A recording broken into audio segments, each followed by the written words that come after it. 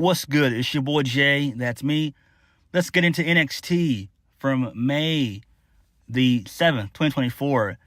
A very fun, solid show. NXT continues to be the funnest wrestling show of the entire week. NXT constantly hits it out of the park every single week, and this week was no exception. So we kicked the show off with the first match of the night, that being Wes Lee versus Josh Briggs. Wes Lee gets the win via, what does he call that move? The Final Flash for the 1, 2, 3. So I do like that. It's basically like a spiral tap, which is nice.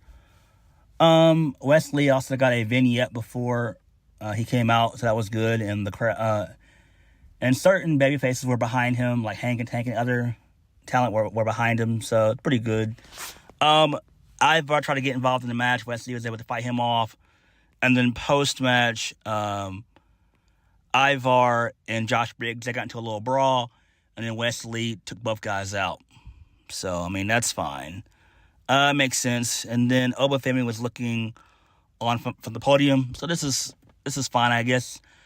I guess we could do a fatal four-way if they wanted to, or maybe a triple threat. I don't know.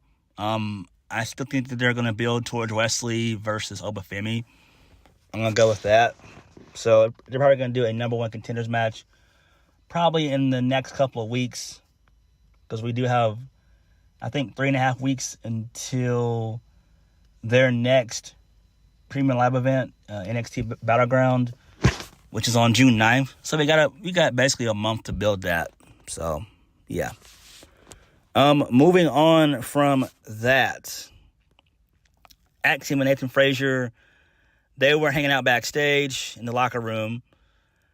No quarter catch crew, they roll up. So they take issue with the new guys that were there, Tyson and Tyreek, their aspirations towards being the new number one contenders, since they haven't done anything. Tyson says that they hold no shame to losing to the Good Brothers because they're veterans. The scary thing is that they're only getting started. Charlie Dempsey says when they step into the ring with the NQCC, they'll feel no comfort, just pain. And then Hank and Tank, they walk into play. And then they get between both teams. And then Axiom and Nathan Frazier, they refuse to give the Good Brothers the too sweet hand gesture. And then Luke Gallows says that that's the reason why they'll lose the tag team titles. I'm just like, what the fuck is this? I can't stand the Good Brothers anymore. I used to like them. Keyword used to. This was years ago. But this whole Bullet Club shit, it has to fizzle out, all right? It's been 12 years since Carl Anderson was in New Japan, all right? Same thing with Luke Gallows. Like, who cares? Like, these guys have been fired from WWE a couple of times. I am so sick of the Good Brothers. I don't want them in TNA. I don't want them in New Japan. I don't want them in WWE. What I want is for those guys to hang up the boots. It's time. Hang up the damn boots, please. Moving on. So, Shayna Baszler defeated Carmen Petrovic. Carmen Petrovic is pretty good. I like her. Her karate gimmick that she's doing. Actually, no, it's not a gimmick. She does carry a sword and everything else, so looks pretty good. Carmen Petrovic, she's decent. You know, I wish that she would have more character work and all that stuff, work on her character and her gimmick. But other than that, you know, she's solid. So Shayna Baszler gets the win. Not too hard to figure out. So it is what it is. I'm guessing Shayna Baszler is going to be down there for a little bit. She'll probably, bounce between Raw and NXT, which is fine, I guess. Again, I'm not a big fan of Shayna Baszler. I'm just not. She's just boring to me. She's very, very boring. The four horsewomen of MMA, Ronda Rousey, Shayna Baszler, Marina Shafir, and I forgot the other one. Her name escapes me. Jessamine Duke. I think the four of them have been failures in WWE when they were there. They were basically, failures. I'm not trying to be mean, but that's just what it was. The only two marketable ones were Shayna and Ronda. And Shayna's okay. Ronda doesn't give a fuck about the business. So it is what it is. Who cares? Moving on from that nonsense. So my girl, Kalani Jordan, she doesn't know why Fallon Henley turned her back on her and Thea Hill last week. So if she was that upset, she should have called Kalani Jordan and she would have been there for her. It took everything within Jordan not to slap Fallon Henley in the face during the combine.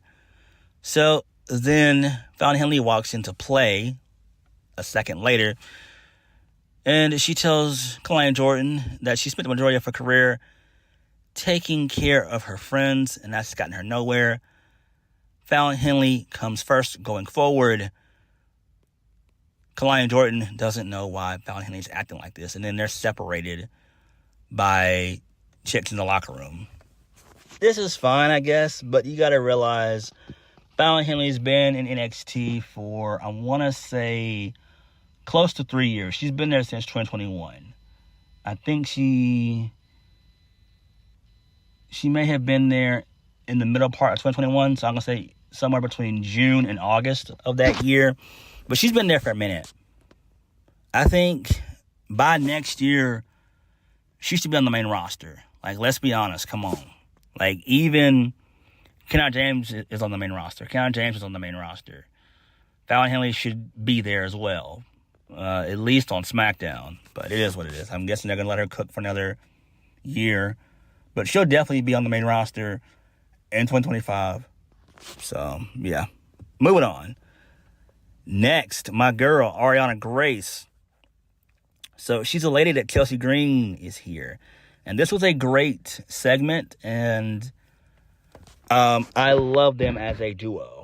I do deeply wish that Chelsea Green could stay in NXT and be a tag team with Ariana Grace, because those two are two peas in the pod, and they have great chemistry together. Excellent. They complement each other so well. So, the thought of Chelsea Green becoming the NXT Women's Champion warms Ariana Grace's heart. Chelsea says she has to deal with the majority of nasty locker room cities and Adam Pearce and Nick Aldis. But she finally found someone just as perfect as... my bad. She finally found someone also as perfect as her. So, Gigi is dreading the Stroll Fest. She wants Chelsea Green to dedicate this match to Gigi. She's on her journey of enlightenment. Gigi says that she can't deal with this anymore. I don't understand why they haven't continued the storyline. I don't understand why. I don't understand why Gigi Dolan hasn't, given into this. I really don't understand. And she's another one who's been in NXT for a while, but I mean, it is what it is. But this kind of should be forced, if we're being honest, on her. Shawn Michaels should just tell her, hey, look, just do this, please. I mean, you could, have it set up a match between Ariana Grace and Gigi Dolan probably at Battleground in June. So that should be the main focus of this thing. I mean, you still have a month to build that show. And I would like to see Gigi and Ariana go at it. I think that would be kind of fun, if we're being honest. Moving on. So we get the combine. So they're doing speed, strength, power, and conditioning. So Thea Hale and Kalani Jordan, they were the main two standouts in the first part of this thing. That's fine. No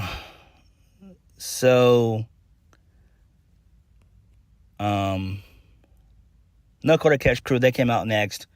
They were talking some smack. And then out came Tyson and Tyreek, and they were able to defeat them, that being the No Quarter Catch Crew, with the help of Stax. He was the referee, because the referee was not there. So I'm guessing he was taken out by the family, which is fine. I'm loving this. So this actually makes good sense. Moving on. Killing Kincaid had a backstage interview with Roxanne Perez. Roxanne knows that Ava reigned through this match together, but tonight is about her and Chelsea. Tonight's about Roxanne Perez. When you're the face of this brand, they call you the prodigy, and clearly nobody likes Chelsea on Raw or SmackDown. This is NXT, and a few weeks ago, she sent Lyra Valkyria packing, and she'll send Chelsea packing after tonight's main event. Whoever comes after that, they'll deal with the same fate. So this is fine. I like this. All right. Michin was able to defeat Ariana Grace. This is fine, I guess. So she wins via eat defeat. All right. Makes sense.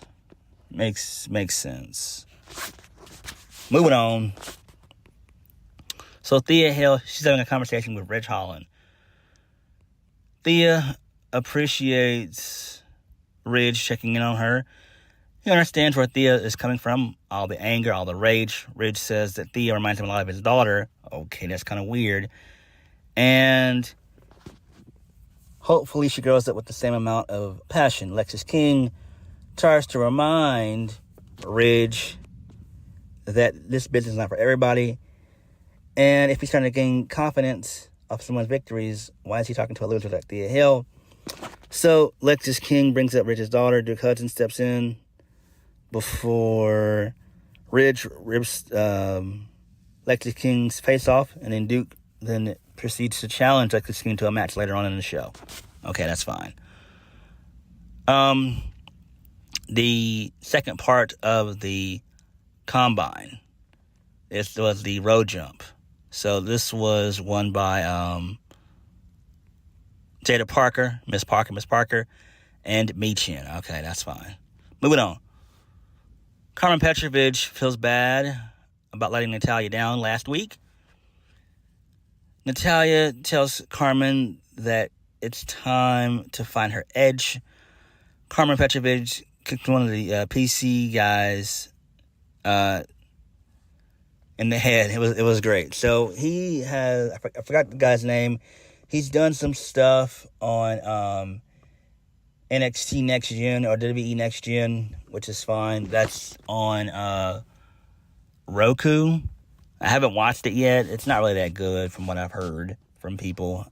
So it's not really worth discussing. But he's on there. Like, he was even in last week's episode as well. So it seems like they're integrating new talent, basically. So it is what it is.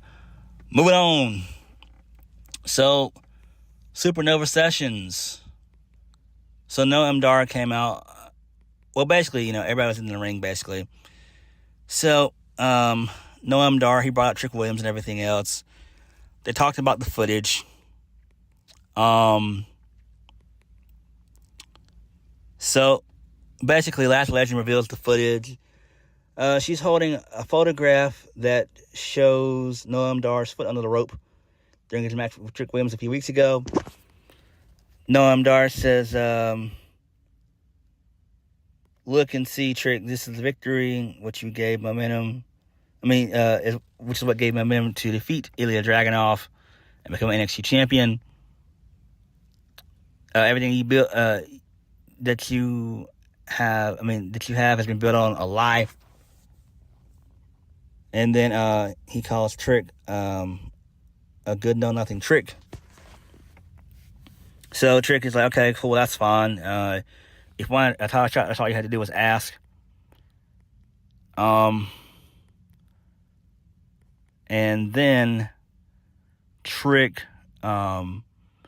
mentions Maury, which is great. That was pretty cool. He got in Lash Legend's face. And then Lash Legend called Trick babe. And he said, this is the time. He said, check it out, man. You got nothing to be worried about. It's me and you right now.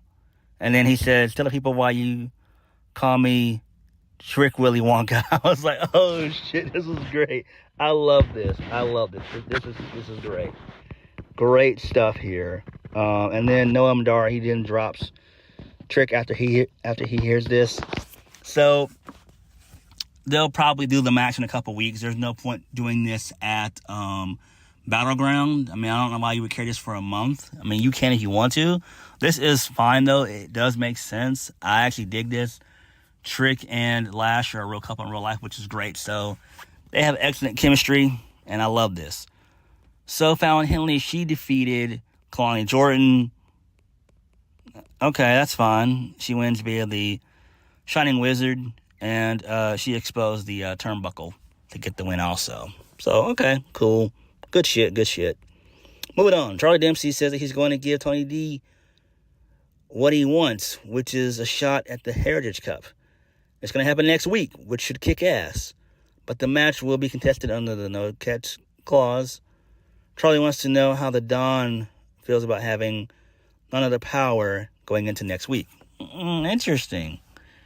Moving on, the third and final installment of the Combine. So Lash Legend, she wins, and then Ivy Nile won as well, so they're going to be added in. Moving on,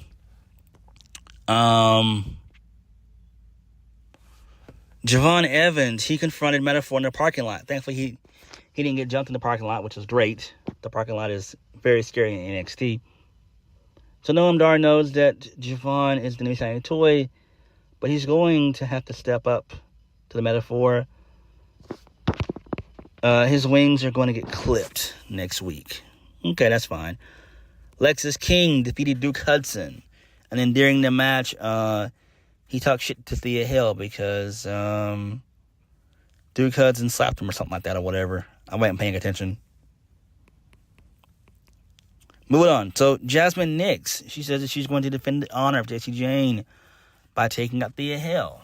This is great. I like this. Moving on. So Ridge Holland apologizes to Chase U for costing Duke Hudson his match. I forgot to mention that. There was a point in the match where Ridge was going to get involved. He had a steel chair. He was going to whack Lexis King with it, but it didn't happen. So, but every time he sees Thea, it reminds him of his daughter. He just lost his cool. And then Duke tells Ridge not to worry about it. Ridge Holland says he's willing to earn Chase U's respect. All right. Moving on. So Ava Raine finally announces the 12 women that are going to be facing each other. And the winners of those matches are going to be added into the ladder match at Battleground. The names are as follows. So Ruka, Thea Hill, Jada Parker, Brinley Reese, Michin, Fallon Henley, Lash Legend, Ivy Nile, Izzy Dame, Kalani Jordan, Tatum Paxley, and Ren Sinclair. So my picks to win and to be in the match are going to be Thea Hill, So Ruka, Jada Parker, Michin, Fallon Henley, and probably Kalani Jordan. Maybe Lash Legend. Maybe, I don't know. But we'll see. But those are basically my picks to basically get into the ladder match. Who should win? I want my girl, Miss Parker, to win. She needs it. The first champion should be a heel, in my opinion. This should be a heel title. But no, my bad. Because you already have a heel champion named Roxanne Perez. I don't know, but that's who I want to win, if we're being honest. Moving on, main event. Roxanne Perez defeated Chelsea Green via a Pop Rocks. It was kind of botched, but it is what it is. Post-match, the D'Angelo family, they beat the shit out of Miles Bourne and Damon Kemp. And they put them in the trunk. And that was it. And D'Angelo wants to know who has the power. So that's fine. This is great. This makes perfect sense. I'm interested in Charlie Dempsey versus Tony D'Angelo. I like both guys. Both guys are good. Both guys are future stars. For sure. I think D'Angelo would do well on the main roster for sure. I really think he would do good. whether he's on Raw or SmackDown, he would be a solid mid-card guy, upper mid-card guy. So there's that. So NXT was solid. Really good show. So let's get into these releases. NXT released 10 talent last week. The most notable was Drew Gulak. He got released because he dropped talent on their head, which is a big no-no. You don't do that at all. And thankfully, WWE, they got rid of him, which was great. Where he goes, I have no idea. I don't really care. Probably either AEW or TNA. Moving on from that, Darren Mason, don't know who that is. Vlad Palenko, I have no idea who that is. Ezekiel Bogan, don't know who that is. Kaya Saint, don't know who that is. Emma Diaz, don't know who that is. Valentina Feroz, okay, that sucks though. She's gone, but it is what it is.